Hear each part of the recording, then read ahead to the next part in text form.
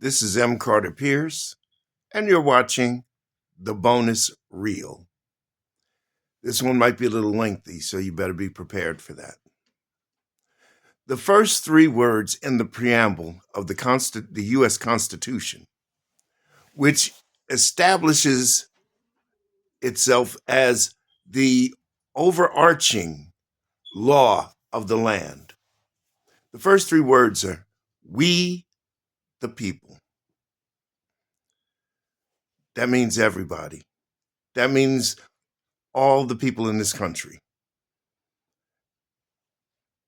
But what it also does, it states certain purposes in the preamble, such as providing for the general defense and the general welfare of all the citizens.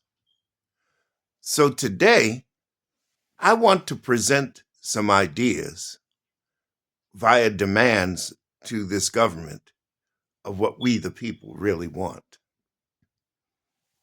So let's start here.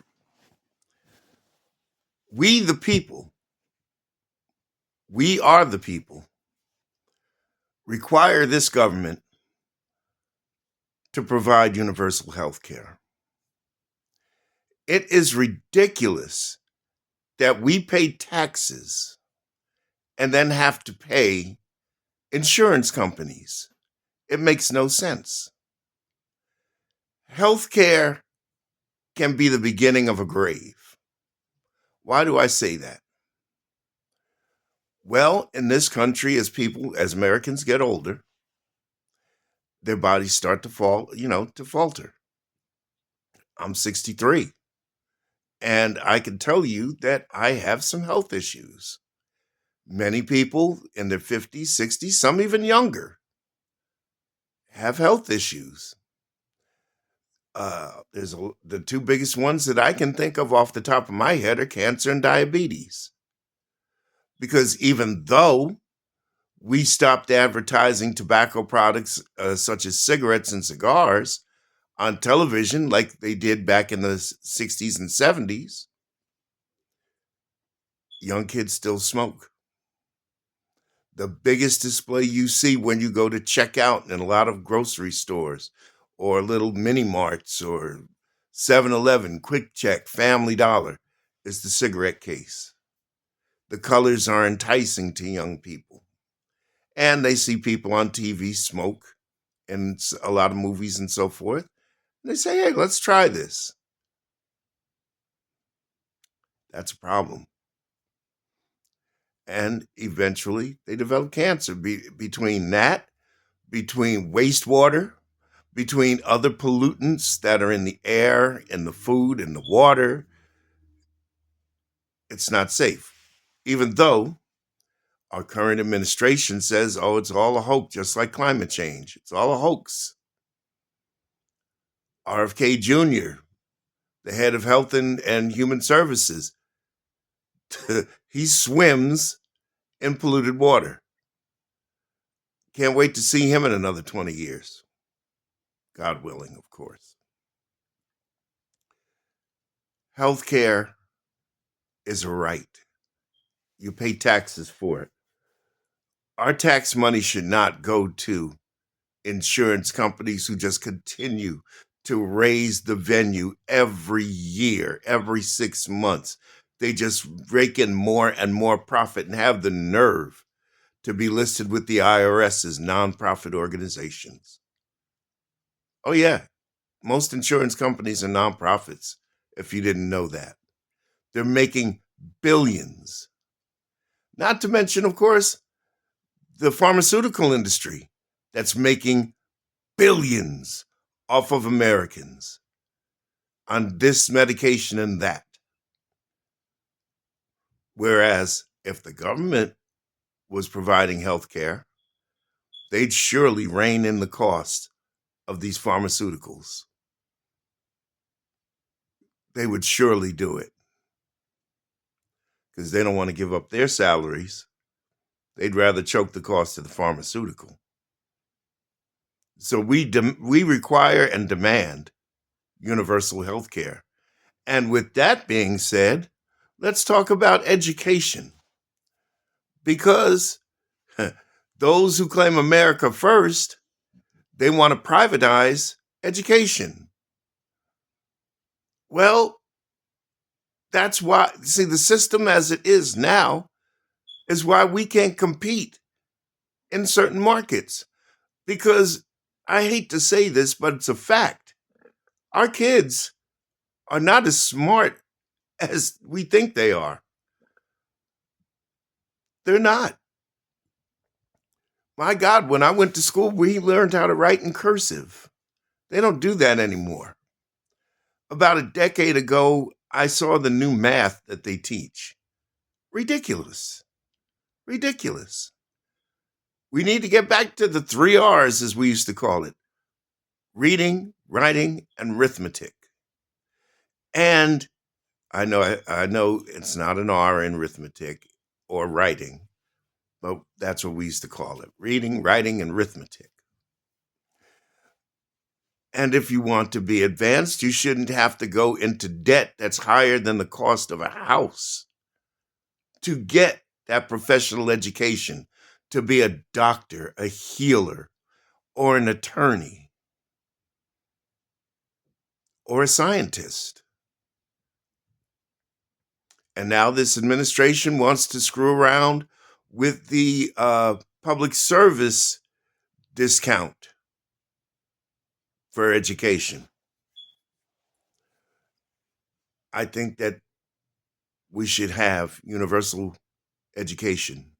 A lot of countries do. A lot of civilized countries do. And those in those civilized countries are beating us in the workforce, in the country's overall technological growth. It's just not happening. So we require that. We need term limits on Congress. There's no reason, and I'm not saying this to disrespect the people that have been there and are retiring, but there's no reason that someone should serve in Congress for 40 or 50 years. We need term limits, and not just in Congress, but the Supreme Court as well. And here's what bothers me even more so, and I want you to wrap your head around this. The Supreme Court is supposed to be nonpartisan. It gets even deeper because presidents put people on the court. I say it shouldn't matter what political party they belong to, if they even belong to one. They should be put in place based on their qualifications and experience. And even then, the mandatory retirement age for a Supreme Court justice should be 70 years of age. Even in the presidency, we don't need presidents who are 70 years old or older. They're not up to the job. Joe Biden did a good job, left office at 81. Did 4 years in the presidency. Donald Trump is in there now. He's the oldest president ever sworn in at 78. Come on. Look at the man. He's morbidly obese. First of all, he's a caricature of himself. He dyes his hair.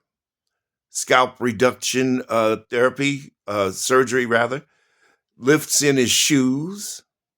But let's go beyond that. And the spray tan, can't miss that.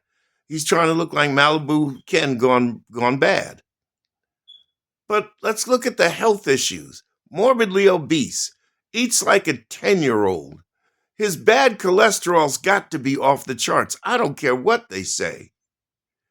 The cankles, the marks on the hand, the bruising. Queen Elizabeth had that, and she didn't make it too much after that. The falling asleep in the Oval Office and in courtrooms during proceedings. That man needs to be down in Mar-a-Lago playing golf until he keels over. So, yeah, we need term limits in the office of the president. No one over 70 should be in that office. No one. Let's go a little further. Let's talk about immigration. The current administration has given ICE a larger budget than the Pentagon, I believe. It's absolutely insane.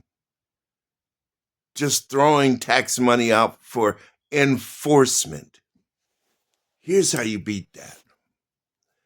The first order of business is we need to recognize the International Court of Justice and the International Criminal Court. Currently, we don't, but we need to.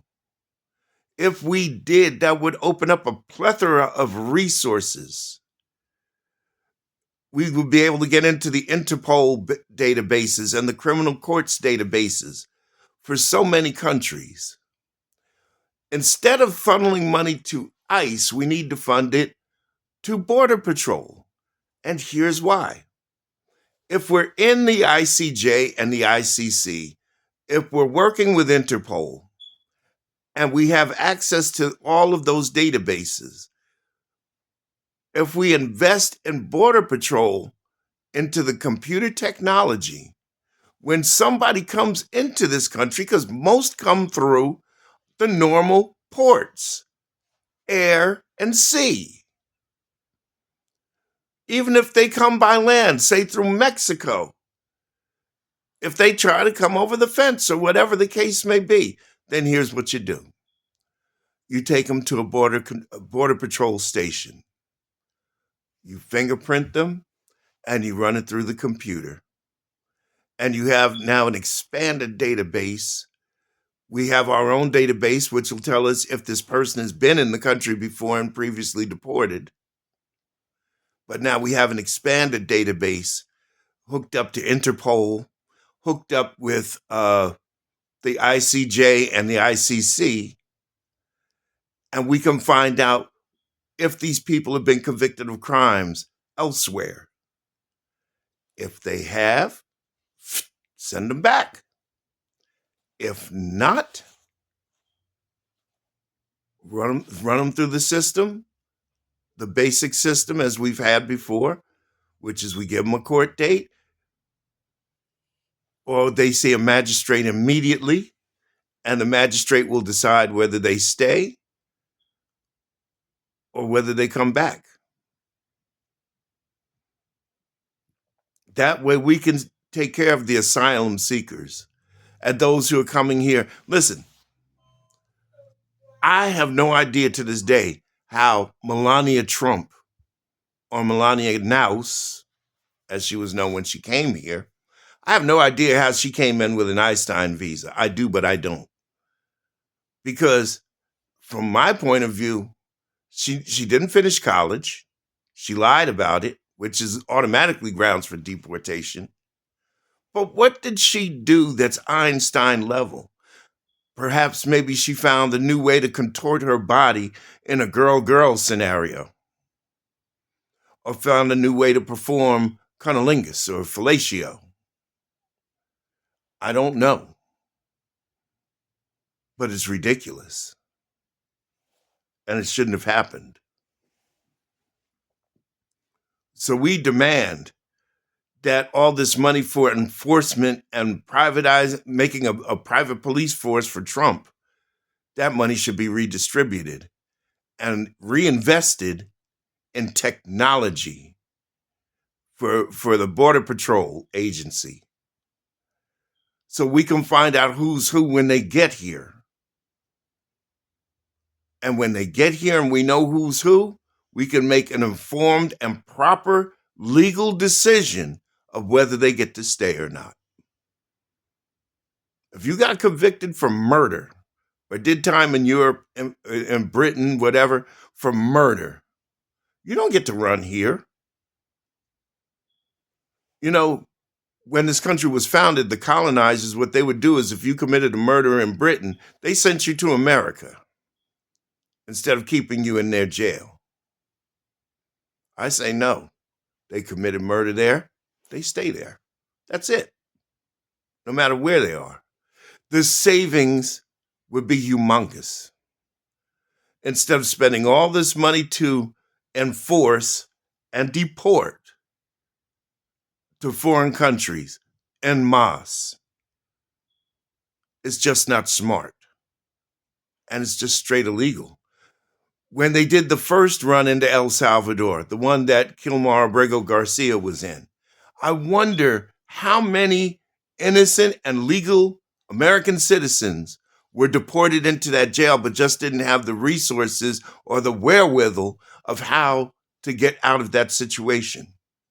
They're in a hellhole right now because of this current administration and prejudicial tactics. Very costly. You took 248 people to El Salvador. Not to mention the ones that you, violating court orders, sent to other countries.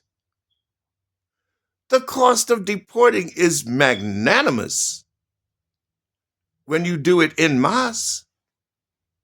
No. We need to clean this up. You know, what I found most offensive on the night where SNAP benefits were going to terminate for 42 million Americans, that this administration's leader, so-called, was down in his private club in Florida hosting a Great Gatsby-esque party with the theme of a little party ain't gonna kill nobody. You're sitting there feasting and girls sitting in gigantic wine glasses while American citizens, 42 million of them, are about to go hungry. I found that offensive, hedonistic, narcissistic, decadent. And here's one other thought that I'm going to conclude with, because I don't want this to be a 2-hour video. The founders and the framers of the Constitution did not envision a country where millionaires, billionaires, and trillionaires were deciding the fates of the majority populace. You've heard me say this before, because it's often said, men in denim built this country, but men in suits destroyed it. My God, most of the Congress is millionaires. You've got a perhaps billionaire president, so-called president, because I think he's illegal. He's disqualified. They shouldn't be making the decisions because they're going to be inclined to make decisions that benefit them and those who contribute to them, and the hell with the general populace. And that's what's taking place here. We are the people, and we are being slaughtered. Insurance costs, out of control rents, crazy credit. And if you didn't know, there was a study that was performed in 2023 that showed 229,000, let me say that again, 229,000 unnecessary medical treatments in the terms of surgery. What were number 1 and 2? Back surgeries and cardiacs, like installing stents, for example, angioplasties, when they were really unnecessary. But now you've created a situation where money is so tight and credit is so tight, that healthcare CEOs, they're not concerned about the health of the patient. They're concerned about the bottom line. That's what they're concerned with. And keeping that business and its shareholders rich. It's time for checks and balances, because if the government ran healthcare, they wouldn't be focused on that, because the government would keep them in check. If he doesn't need a surgery, don't even think about trying to create a scenario that it happens. Don't do it. Oh, and one more thing before I close this out. It's time, the Constitution wanted each of us to pay according to our income. If you make less, you pay less. If you make more, you pay more. The reason that we have these deficits is because the wealthiest 1%, the millionaires, billionaires, and Elon Musk, who's soon to be a trillionaire, they're not paying their fair share. And you know who makes up the balance of the deficit that they don't pay? We are the people. So now that needs to come to an end. We demand that it comes to an end. We have a deficit because of these fucking tax cuts. It's time to revoke that. He made it permanent. We need to revoke it. And it's time. Even Warren Buffett, one of the richest men in the world, said it's not fair that my tax rate is less than my maid's. He said, tax me. This is ridiculous. The average American can't build a spaceship. But you've got billionaires that got them. And meanwhile, we're paying the freight for their spaceship because they're building a spaceship instead of paying taxes. But the government needs X amount of dollars to run properly, so we make up the difference. It's got to end. We are the people, and we demand this nonsense stop. It's time to tax the wealthy. No more tax cuts. No more corporate tax cuts. You're netting $7 billion in profit. Buddy, you're going to give up 55% of that in taxes.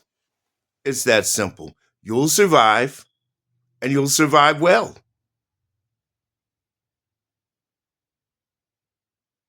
But you're going to do what needs to be done. That's what it is. I strongly suggest that you read up on democratic socialism. It's called the Nordic model. Finland, Iceland, Sweden, Norway. I can never remember that fifth country, but it's 5 countries involved in that. I strongly suggest you read it and see how they do. Because, see, it's the people that don't want this to happen that have made socialism bad. They don't explain socialism. They don't teach it in school. But here's how it works. State socialism is what Russia has, where the government owns everything. All production, they own it 100%. They seize warehouses, they seize airlines, everything. And then the government gives the people what the government feels like it wants to give them. In democratic socialism, the government is a 50% partner with private industry. That ensures that CEO compensation doesn't get out of line and that the fair taxes are paid, whereas you can have a social safety net that works. And it also ensures that workers get paid correctly. Example, you say? Great. Here's one. The average Burger King worker here might make $11 an hour. Might. Which translates to roughly $22,000 a year salary. which is just above the poverty line by a couple of $1,000s. But in Norway, Burger King workers are starting out making $54,000 a year. $54,000 to work at Burger King. Free health care, free education, 4-week vacations. Where here, the richest country in the world, we have people working not 1, not 2, but 3 jobs and just have their nostrils above water. The richest country in the world, but we have homelessness and poverty. Oh, and did I mention that in the Nordic model, which practices democratic socialism, the jails are virtually empty. Why? Because what prompts people to commit crime mostly? Money, stealing, robbery. But if you've got money and you're happier and rested and more content and healthier, I might add, you don't need to commit crime. So the jails are virtually empty in those countries. But not here. We are the people, and we demand, and we need a response. I'm M. Carter Pierce, and you've been watching The Bonus Reel. Please like, share, comment, and we'll see you on the next one.